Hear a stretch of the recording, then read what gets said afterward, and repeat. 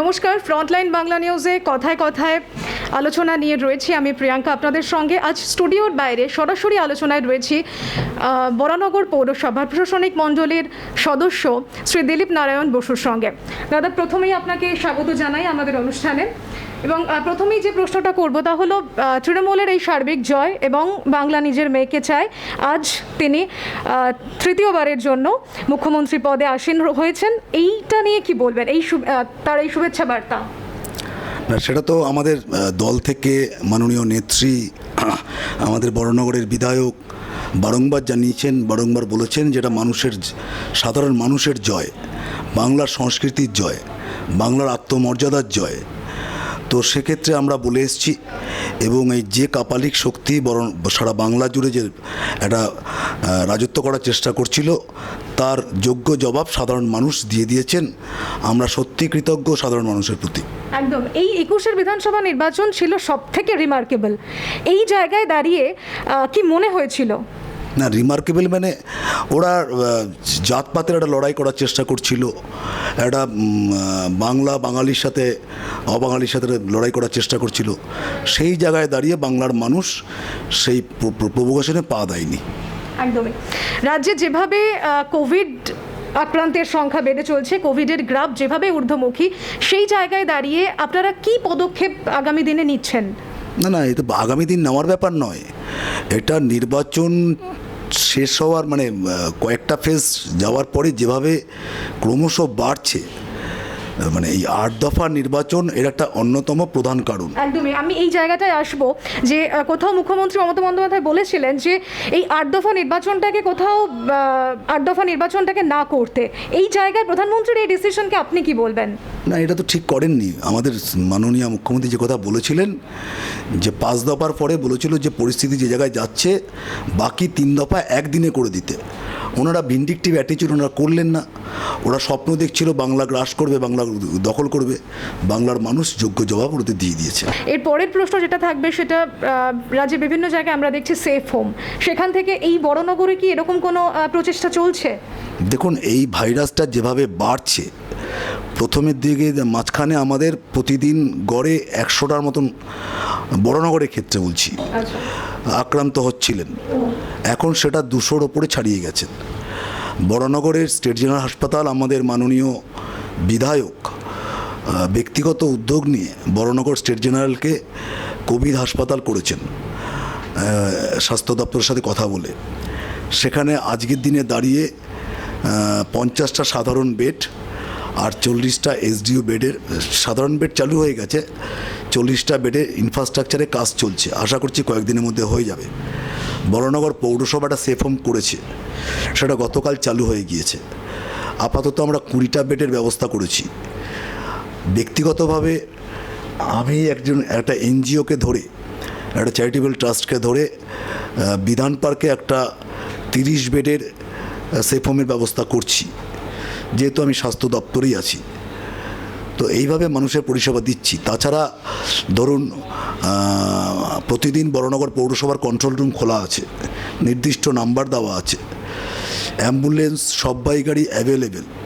সমস্যা হচ্ছে মানুষ অক্সিজেন পাচ্ছে না, মানুষ হাসপাতালে বেড পাচ্ছে না, হাসপাতালে লাইনে দাঁড়িয়ে মানুষ মৃত্যুর মুখে ঢলে পড়ছেন, এরকম ঘটনাও আছে। তো সেখানে একটা অতিমারি বলবো না, একটা মহামারী বলবো। আজকে এই মহামারীর সময় আমাদের সকলকে পাশে দাঁড়াতে হবে। আমরা সেই মতো মমতা ব্যানার্জির দলের সৈনিক হিসাবে মানুষের প্রতি দায়বদ্ধ। ওনার একটাই বক্তব্য, মানুষের পাশে থাকতে হবে, মানুষের সাথে থাকতে হবে, মানুষেরও এই কাজ করতে হবে। আমরা বড়নগরবাসীর স্বার্থে আমরা বড়নগরের তৃণমূল কংগ্রেস বা বড়নগর পৌরসভার সমস্ত জনপ্রতিনিধিরা আমরা সেই কাজে লিপ্ত হয়েছি। একদমই। অক্সিজেনের সিলিন্ডার নিয়ে আমরা দেখতে পাচ্ছি নানান জায়গায় কালোবাজারি চলছে, সেইটা নিয়ে কি বলবেন? বড়নগর থানাকে নিয়ে আমাদের বড়নগর পৌরসভা একটা মিটিং হয়, সেখানে এই আলোচনাটাও হয়। প্লাস আমরা তো প্রথমেই আমরা বড়নগরের সরকার গঠন হওয়ার আগে আমরা বড়নগর পৌরসভার তরফ থেকে আমরা ভাগ করে দিয়েছিলাম সকাল বিকেল দুবেলা, যে বাজার হাট খোলা থাকবে কোন কোন সময়ে, নির্দিষ্ট সময় ভাগ করে দিয়েছিলাম। চারিদিকে মাইকিং হচ্ছে, প্রত্যেকটা বাজার কমিটিকে নিয়ে বসা হয়েছিল, দমকল ডিপার্টমেন্টকে নিয়ে বসা হয়েছিল। দমকল ডিপার্টমেন্ট, বড়নগর পৌরসভা যৌথভাবে বাজার স্যানিটাইজের কাজ চলছে। বড়নগরের প্রত্যেকটা বাজারে মাস্ক ব্যবহার বাধ্যতামূলক করে দিয়েছিলাম, এখনও চলছে সেটা। যদি কোনো ক্রেতা বাজারে ঢোকে তার মাস্ক নিয়ে ঢুকতে হবে, যদি কোনো বিক্রেতা দোকানে বসে তাকে মাস্ক পরে বসতে হবে। এই ধরনের কিছু সতর্কতামূলক পদক্ষেপ আমরা নিয়েছিলাম, সেটা এখনও চলছে। প্লাস বড়নগর থানা বিভিন্ন এরিয়ায় টহল মারছে, বড়নগর পৌরসভার কর্মচারীরাও টহল মারছে। যদি কেউ মাস্ক ব্যবহার না করে তাকে মাস্ক ব্যবহার করার বাধ্যতামূলক করছি, প্রয়োজনে তাকে মাস্ক না থাকলে তাকে মাস্ক আমরা দিয়ে দিচ্ছি। এরকম বিভিন্ন সাইনবোর্ড, বিভিন্ন প্ল্যাকার্ড, ফেস্টুন এই সমস্ত টানানো আছে সচেতনতার বার্তা হিসেবে। এইভাবে বিভিন্ন জায়গায় আমরা কাজ করে চলেছি। একদমই কোভিড আবহে আপনারা সচেতনতার বার্তা দিচ্ছেন, বিভিন্ন জায়গায় মানুষের জন্য উন্নয়ন করছেন, কিন্তু কোথাও মানুষের কি কি দাবি দাবি রয়েছে বলে আপনার মনে হয়? মানুষের জন্য কি কি এজেন্ডা গ্রহণ করা উচিত? এখন তো মানুষ কতক্ষণে কোভিড আক্রান্ত থেকে মুক্তি পাবে, কোভিড আবহ থেকে মুক্তি পাবে, সেই দুশ্চিন্তার মধ্যে মানুষ রয়েছে। বহু মানুষ আছে, বড়নগরে বহু মানুষ আছে যারা চিকিৎসার অভাবে বাড়িতেই মারা যাচ্ছেন। টেস্ট হয়নি এমন মানুষও আছেন, সিমটম আছে, টেস্ট করতে পারেনি। সবচেয়ে বড় কথা, নির্বাচন চলাকালীন নির্বাচন কমিশন সমস্ত দায়িত্ব নেওয়ার ফলে আগের যে স্বাস্থ্য পরিষেবাটা বা ব্যবস্থাটা ছিল সেটা ওরা একটু ব্রেকআপ করে দিয়ে গেছেন। যে জায়গায় গিয়ে আমরা প্রশাসনিক স্তরে গিয়ে আমরা ধাক্কাটা খেয়েছি, মানে পরিস্থিতি অনেকটাই হাতের বাইরে চলে গিয়েছিল। এখন অনেকটা কন্ট্রোলে আসার চেষ্টা হচ্ছে। তো ধরুন একটা মানুষের সিমটম আছে বা সিমটম নেই, জ্বর আছে, তাকে আমরা টেস্ট করাতে পারছিলাম না, যেটা এখন মুখ্যমন্ত্রী শপথ নেওয়ার পরে আমরা পারছি। তারপরে তাকে বাড়ি থেকে পিক আপ করে সরকারি হাসপাতালে তাকে দেওয়া, এই সমস্ত ব্যাপারগুলো বড়নগর পৌরসভা করে আসছেন।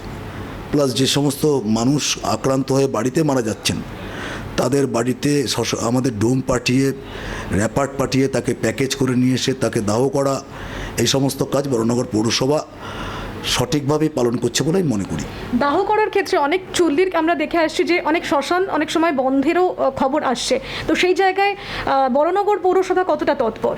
বড়নগরে আগে একটা শ্মশান ছিল, এখনও আছে, সেটা আগে সেটা কাঠের চুল্লি ছিল।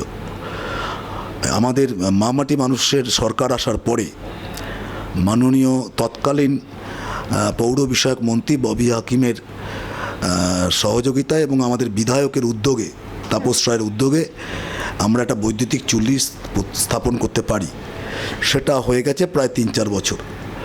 এখন শুধু বড়নগর নয়, আপনারা জানেন হয়তো যে প্রশাসনিক স্তর থেকে এই বিভিন্ন হাসপাতালের ডেড বডিগুলো, যাদের ক্রিমেশন ঘাট নেই, যেমন সাউথ দমদম নেই, তাদের ডেড বডিগুলো আমাদের এখানে আসছে। প্লাস ইতিমধ্যে ধাপায় যেটা আমাদের সরকারি কর্পোরেশনের যেটা আছে ক্রিমেশন সেন্টার, সেখানে সঠিক কিছু গোলযোগ হয়েছিল। বিধাননগরের বেশ কিছু ডেড বডি আমাদের এখানে আসছিল, রাজারহাটের ডেড বডি আসছিল।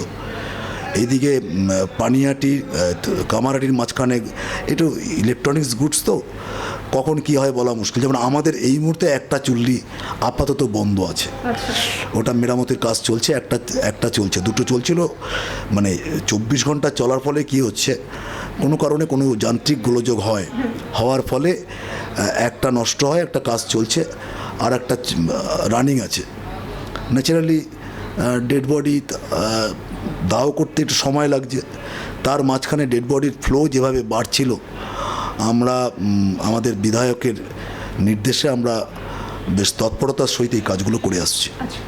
কোভিড টিকাকরণ প্রথম পর্যায়ে এরকম হচ্ছিল, মানুষের মধ্যে অনেক ভ্রান্ত ধারণা ছিল যে কোভিড টিকা নিলে অনেক সাইড এফেক্ট হবে বা অনেক প্রবলেম হবে, সেদিক থেকে অনেকে কোভিড টিকা নিচ্ছিলেন না। এখন মানুষের কতটা তৎপর, এটা কি বুঝতে পারছেন? এখন তো সোশ্যাল মিডিয়ার যুগ, কোভিডের মানে সাইড এফেক্ট বা উপকারিতা অপকারিতা তারা নেট খুললে দেখতে পাচ্ছে। প্রথম দিকে যে একটা প্রচার বা অপপ্রচার হয়েছিল যে কোভিড নিলে অনেক সাইড এফেক্ট হতে পারে, পরবর্তী সময় যখন ওরা বিভিন্ন নেট খুলে তার উপকারিতাগুলো জানতে পারছে, ততক্ষণে তাদের চাহিদা বেড়ে গেছে। সমস্যা হচ্ছে কেন্দ্রীয় সরকার, তাদের সাফিসিয়েন্ট সাপ্লাই না দেওয়ার ফলে তারা মুখে বলছেন আমরা এতগুলি পাঠাচ্ছি, অথচ আমরা বড়নগরবাসীরা সপ্তাহে 200 করে পাচ্ছি। 200 ভায়াল মানে হচ্ছে আমরা মানে পার্ট সেন্টারে 200 জনকে দিতে পারছি, পার্ট সেন্টারে 200 জনকে দিতে পারছি। চাহিদা অনুযায়ী কোথাও বলছেন সেদিকে যোগানটা নেই, প্রথম থেকে নেই। আমরা বারবার তদবির করছি, কিন্তু কার কাছে করব? আলটিমেট তো দেবে কেন্দ্রীয় সরকার থেকে, সেখান থেকে না আসলে আমরা দিতে পারছি না। যেমন পাঠাচ্ছে তেমন দিচ্ছি। মানুষের চাহিদা বাড়ছে ক্রমশ, তার মধ্যে ডিক্লেয়ার করে দিচ্ছে 18 বছরের পর থেকে দেবে। এখনও তার গাইডলাইন আসেনি, প্রপার গাইডলাইন আসেনি। প্রচুর ইনস্ট্রাকশনে প্রচুর ভুলভ্রান্তি আছে। একদমই। এই কোভিড আবহে মানুষকে কি সতর্কবার্তা দিতে চাইছেন? মানুষকে সতর্কবার্তা, যার নিজের জীবনকে নিজে সুরক্ষিত রাখুন, নিজেকে সুরক্ষায় যতটা রাখতে পারেন রাখবেন, অযথা রাস্তায় বেরোবেন না, মাস্ক অবশ্যই ব্যবহার করবেন, স্যানিটাইজার অবশ্যই ব্যবহার করবেন, সামাজিক দূরত্ব বজায় রাখবেন, আর প্রয়োজন ছাড়া বাড়ির বাইরে বেরোবেন না। বিশেষ করে বয়স্ক মানুষ এবং ছোট শিশুদেরকে তো একদমই নয়, যাদের কাজবাজের প্রয়োজন যেতেই হবে, সাবধানতা অবলম্বন করেই যেন তারা রাস্তায় বেরোয়। একদম। কি মনে হচ্ছে যে এর গতবারে আমরা যেভাবে কোভিডের প্রভাব দেখেছিলাম এবং এইবারে যেভাবে কোভিড আক্রান্ত হচ্ছে মানুষ, তা থেকে কতটা এই বিষয়টাকে আপনারা কতটা সামলে নিতে পারছেন বা কতটা সামলে নিতে পারবেন আগামী দিনে? গত বছরে মানুষ আতঙ্কিত ছিল, যে একজন কোভিড পজিটিভ পেশেন্ট যদি আমার বাড়ির উল্টো দিকে থাকে, আমরা ভাবতাম বোধহয় বাড়ির উল্টো দিকে যমরাজ দাঁড়িয়ে আছেন, বাড়ির ত্রিসীমানায় আমরা কেউ আসতাম না। এখন তখন তো অতিমারি ছিল, এখন তো মহামারী হয়েছে। ন্যাচারালি মানুষের ভয় অনেকটা কেটেছে, কিন্তু যাদের হচ্ছে তারা বেশি আতঙ্কগ্রস্ত হচ্ছে। আর যে পর্যায়ে বাড়ছে, আর ভয়াবহ অবস্থা, দেখা যাক কী হয়।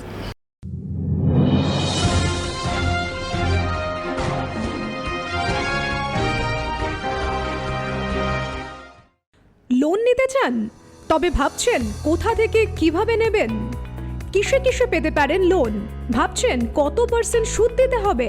যদি ভাবনা থাকে এই সব বিষয়, তবে এক্ষুনি যোগাযোগ করুন দ্য উদ্যম বন্ধু institution.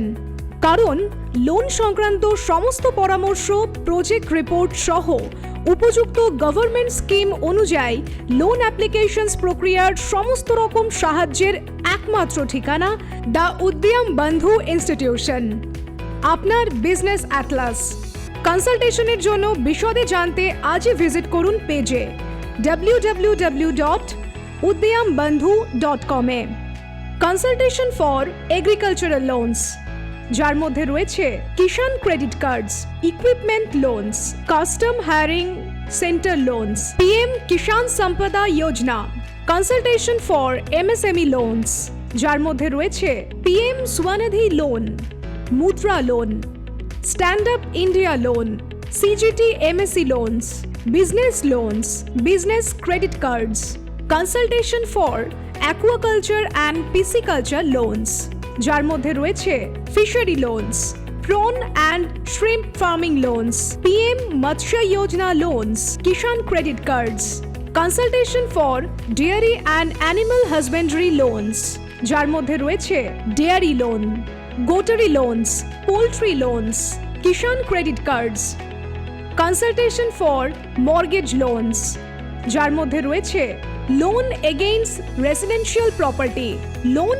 Against commercial property, builders inventory funding, reverse mortgage loan, consultation for factoring loans, যার মধ্যে রয়েছে lease rental discounting, export factoring, recourse factoring, invoice or bill discounting, consultation for service sector loans, যার মধ্যে রয়েছে loans for school and colleges, loan for hospitals, loans for hotels and restaurants, loans for IT, BPO and KPOs, loans for real estate sector.